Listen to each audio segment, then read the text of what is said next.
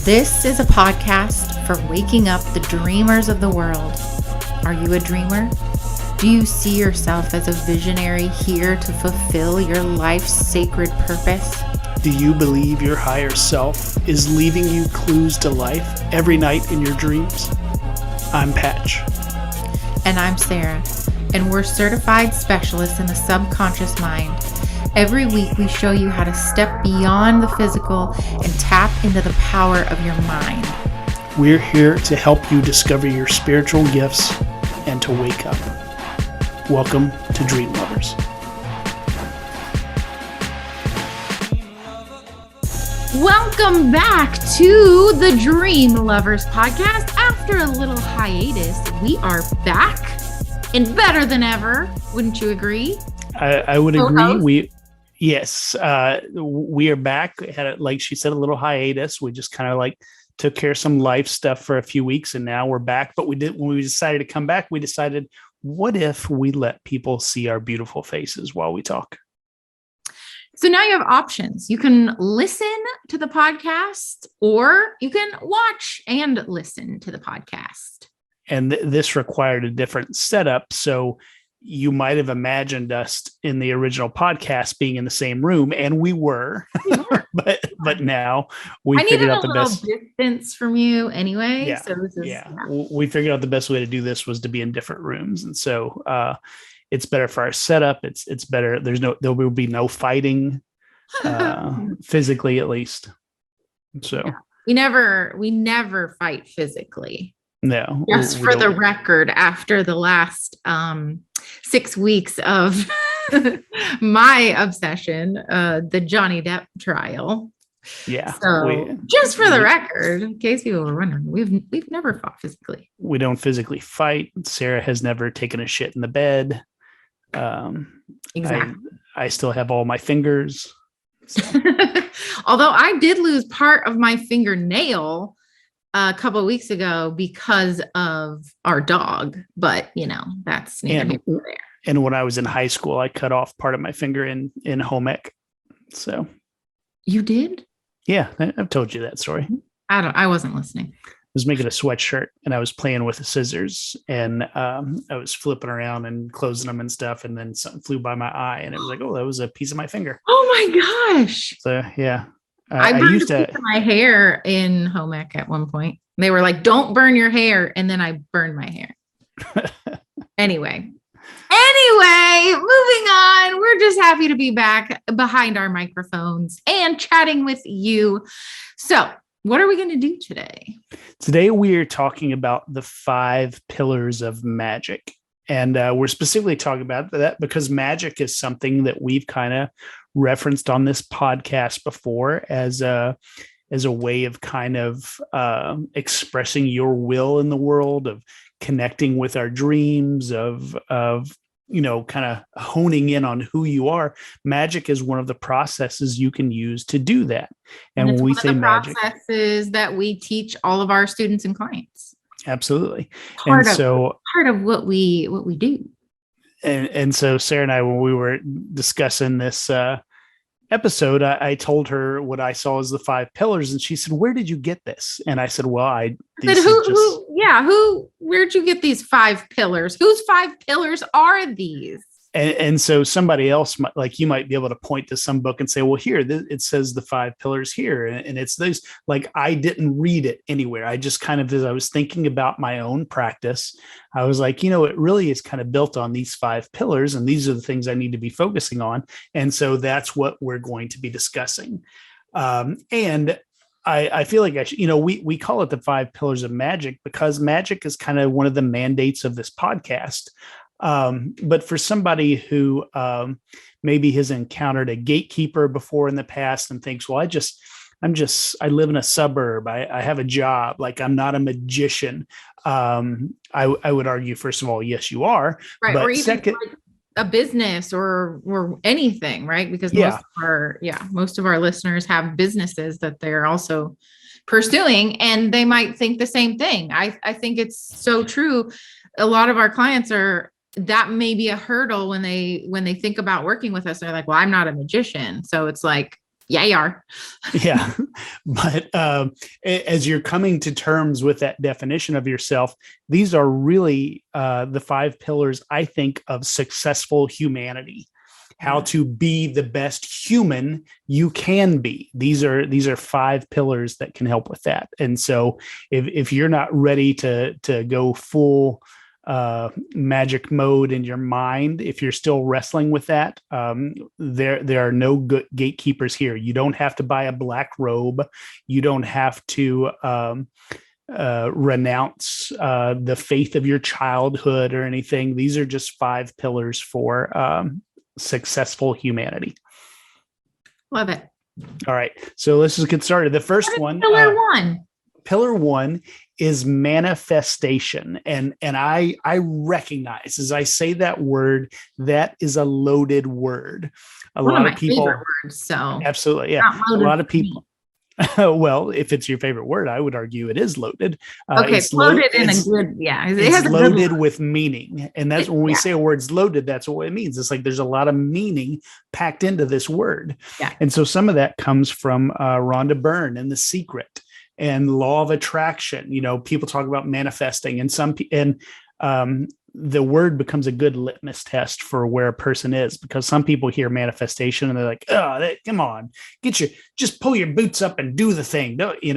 And some people hear it and they're like, oh, tell me more. Let's talk about manifestation and stuff.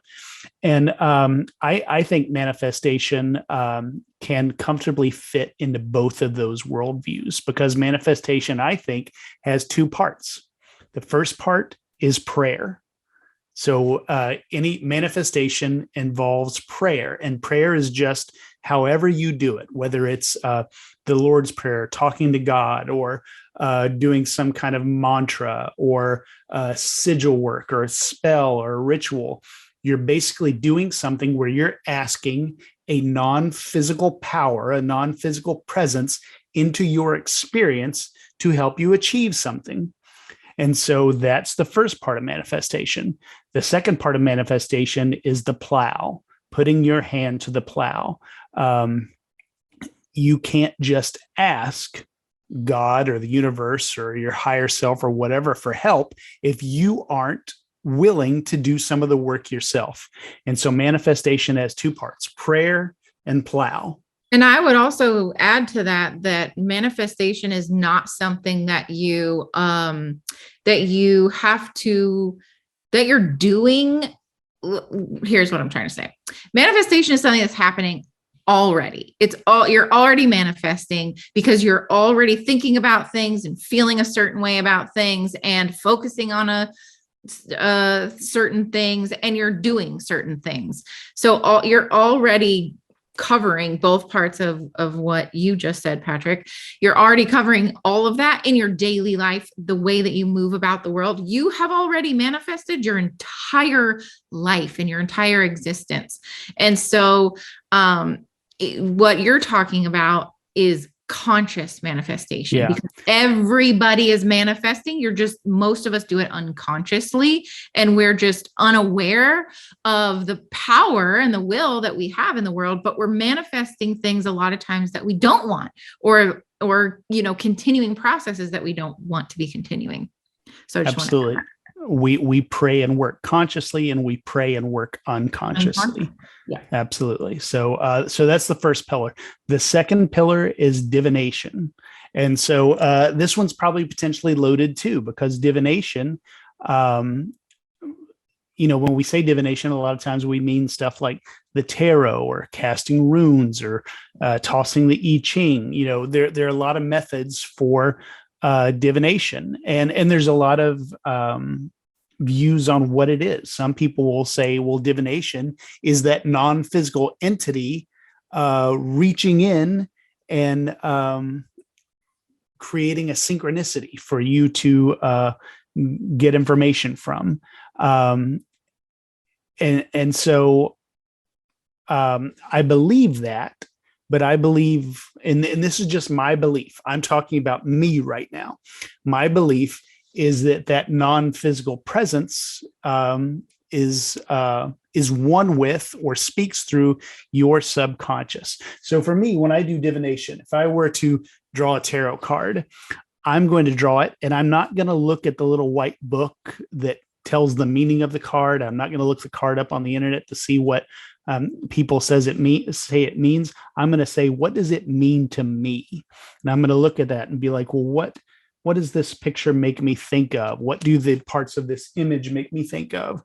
Same thing if I were to toss the I Ching. It gives you text. It gives you a description of text. And so I would read that and be like, well, how does this apply to my life? What does it make me think of in my own life? And so for me, divination, it does have that non-physical synchronistic power, but it is so aligned with my subconscious that I find divination to be a way of plumbing my inner depths effectively. That's what it means for me. Now, some people may be like, no, it's that's how you get a message from Gaia. That's how you get a message from the dog aliens on Sirius. And that, cool. I would agree with all of those things. But I specifically agree that the universe and spirit will often it comes through that subconscious, which because I think even sometimes you're maybe asking for an answer about something and you turn on the radio in the car, and the car, like the song that's on, is the exact message that you need to hear. Like, that's a form of divination to me. So I think, and it's all coming through the subconscious in some way, so I agree. There's divination can be so many things. It's not just pulling a tarot card or whatever, but and it's a path to your intuition. So if I have a problem and I task my ego with solving that problem, I'm going to think about it, and I'm going to relate to past experiences, and I'm going to fall into this story like, well, this always happens, so this always happens, so this always happens. And so we're used to solving problems and asking questions of our ego. Divination is a way to kind of get past that ego and say, okay, when I look at this, or I hear this, or I read this, what is the gut feeling that comes up? What's the first thing before I think about it, before I analyze it, what comes up? And so divination is a great way to connect to your intuition. Yeah, I love that. And even what you're talking about of how you approach tarot, that's an intuitive approach. Like you're tapping into the intuition with that. And, I would say even things like meditation, which I know we're getting to, oops, spoiler alert. But hypnosis, I was also going to say, so maybe that fits under that category a little bit more, but that is divination to me. It can be used for divination, or again, just connecting to messages that you can get through your subconscious, because you're getting that ego mind out of the way. So we'll move on because I know you have, that may be part of the next pillar. I might be jumping ahead. No problem. We're going to meditation next. So I was jumping ahead. That's okay. Again, all of these terms supremely loaded, because our culture has so many impressions and opinions on what meditation is and what it's supposed to be. And for me, in my practice, what I do, meditation is all about focus. Can I shut out the noise? Can I shut out the internal noise, the monkey mind? And can I focus on something, whether it's a mantra or a specific thought or my breath, or sometimes no thought? Like how long can I go without going off on a tangent?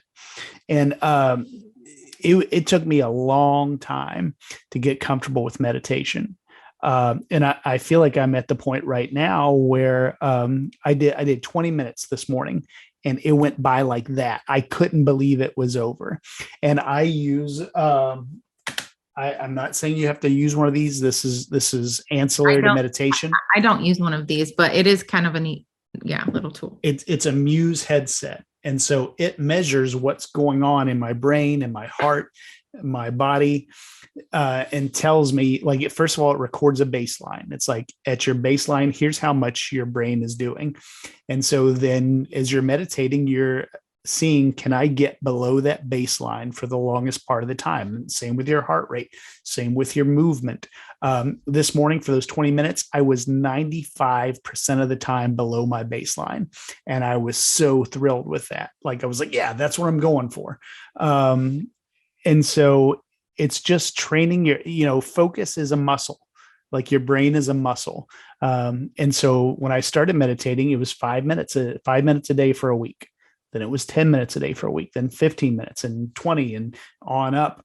But it's just learning to that point, people often underestimate the significance of taking a really small step. There's this great book on habits that the name is going to escape me, where he talks about, like if you're wanting to start walking every day or something like that, you don't say, I'm going to walk for 30 minutes. You say, I'm going to put on my shoes. And then you kind of go from there. Every day, I'm going to put on my shoes. and then maybe I walk, around for 5 minutes. So it's the same thing with our brains and with meditation. You can start really, really small, but with anything that new, even with spirituality and spiritual tools, if we start small, we're going to set ourselves up for a lot more success. Yeah. Is that Atomic Habits? Is that what that book is? Thank you. Yes. What's the author's name? It's escaping. I never knew that. Atomic Habits. There you go. But so, and here's where, like, what's the benefit of this? And I've had a couple of moments this week, and I've tried to mention them. Okay, sorry. Thank you. I've tried to mention them to Sarah. Like, I know, like, if things get tense, or if something bad happens, my tendency is to go into my mind, to retreat into my thoughts. And Sarah knows when it happens. Like, you can see it happen immediately. And so I have tried really hard this week, when stressful moments have come up, when something bad has happened, to stay present. And so that's one of the benefits of meditation, because if you're meditating and you're in your breath, like I'm focusing on the breath coming in, I'm focusing on the breath coming out. If you're in your breath, you can't be in your head. If you are in the mantra, gum ganapate nama, if you're there, if you're saying that and focusing on that, if you're in the mantra, you can't be in your thoughts. And so it's just training you on how to focus. So that's the next pillar. What is the fourth pillar? So the fourth pillar is banishment. And this is probably not a loaded word in our culture, because this is a word not a lot of people use. But banishment can be thought of, or it is thought of by some people, as like an esoteric occult type thing. But banishment, one of the simplest ways you see people do it is by burning sage or smudging. With Palo Santo, like, it's a way of trying to, before you do a thing, clear the negative energy from the space. Right. And so the more you may get into an occult practice, like if you get into ceremonial magic or ritual magic, you may go from burning sage to doing something like the LBRP, the lesser banishing ritual, the pentagram, where you're drawing shapes in the air and you're calling on archangels to clear your space. And so all of those are things that I have done, but I have, as I've developed my own practice, I realize the energy I'm trying to banish are really the stories that I have about myself and about my experience, things that, habits that I fall into, or when I catch myself saying things like, that person always, or I never. If you say always or never, that's a pretty good sign that you're in a story. And not just a story, but also a patterned story, because everything's a story, but are we in a pattern that is helpful or unhelpful? Like those patterns are really, like you're saying, where we say always or never or all of that, that's a patterned story. So that's even more something we want to dive into. So sorry, go ahead. Yeah, that's okay. And so I do a banishing ritual for stories. Like, what are the stories that are keeping me from growing? Or what are the stories that are unworthy of me and my energy? What are the stories that might stain me or impure? So, and I borrow some stuff from the rituals where I face 4 directions, and I ground myself. I recognize myself as, and this is something I believe, I am source energy. I am the thing. There's only one thing, and that thing is God, and so that means I'm a part of it too. And so I recognize that part of myself. I ground myself. I balance myself. I center myself, and then I banish all stories. And so one of the things I'm really down on is gatekeepers, somebody who says, okay, or dogma, and says, right, hey, magic has to look like this, and your practice of banishment has to look like this. Because that's what I was gonna kind of get into too, is like, for me, mine's even more simple than that most of the time. And there's no one right way. It's all about finding what works for you in this process of creating your own magical rituals and the way that in practice. Absolutely. And so you may think, well, I don't know how to banish. Well, you do. Yeah, exactly. What do you not want to be a part of your practice? Act out some way of getting rid of that, even if it's just self-doubt. Get the fuck out. Like and it even rhymes. And our subconscious loves a rhyme. Genuflect if you have to, if that's a part of your thing, or do a mudra, but just say, whatever I don't want here, get out. Well, that's the thing, is ultimately it's our intention is so very, very powerful. And so you can, like you said, you can literally just take a moment to center yourself and be intentional about what it is that you're wanting to banish or repel or get rid of.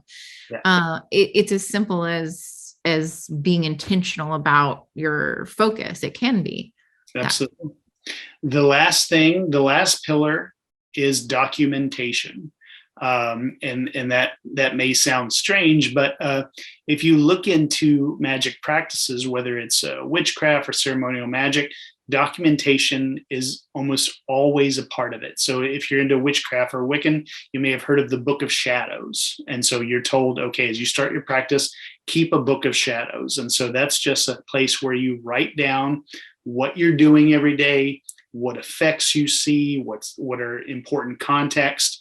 In ceremonial magic, you just call it a magic record. So you just get a notebook and you just keep track of what you're doing every day as a part of your practice. Like I said, if you're working towards a result, are you seeing those results? Are they coming in? Are you achieving stuff? If there's seems like an important context, like I was really angry today, or it thunderstormed all day, like little things like that can be important things to put in the book so that you can look back and be like, oh, well, every time it's like this outside, I find that I'm like this, and it either helps or hinders my results. And so you're looking for notable and important information in your practice and writing it down, because you think you'll remember. Like when you have this incredible synchronicity that you think, oh, I'll never forget. That was amazing. You'll forget if you don't write it down. When I was working on turning the volume up on my intuitive abilities and my intuition in general, that was something specific that I did. Was I kept track of every time my intuition was like right on the nose. I have several examples, but there was one where I was having a conversation with someone, and as soon as I started talking with her, I got extremely nauseous. I felt like I was gonna throw up. And a few minutes later, she told me that she thought she may be pregnant. And I was like, she's definitely pregnant. And I said to her, I was like, let me know when you find out. And a couple of days later, she messaged me and said she was. And I was like, that's going in the journal, because I knew as soon as I started talking to her and I had that feeling. And then she said that, I was like, oh, I'm picking up on her being pregnant. So anytime, whether it's turning up the volume on intuition or diving deeper with that, it's any kind of practice. It's like journaling, even to some degree. Even journaling can be a very magical practice, but this is recording your results and, like you're saying, taking note of what's happening around you. And it can be really effective for several reasons, but also to be able to look back and see how powerful you are, really, and to tweak and to, just like you would keep kind of like if you were learning to cook, you would keep I don't know, because I never learned to cook, but you would keep kind of like a document or a recipe book, and you're like, ooh, next time I should add this, or this might make it better, or it needed a few more minutes in the oven, or whatever. Again, why am I using this metaphor because I don't cook? But it's a similar idea with our magical work, is we want to be able to look back and see the result and see where we might want to tweak. Absolutely. So those are the 5 pillars, according to me.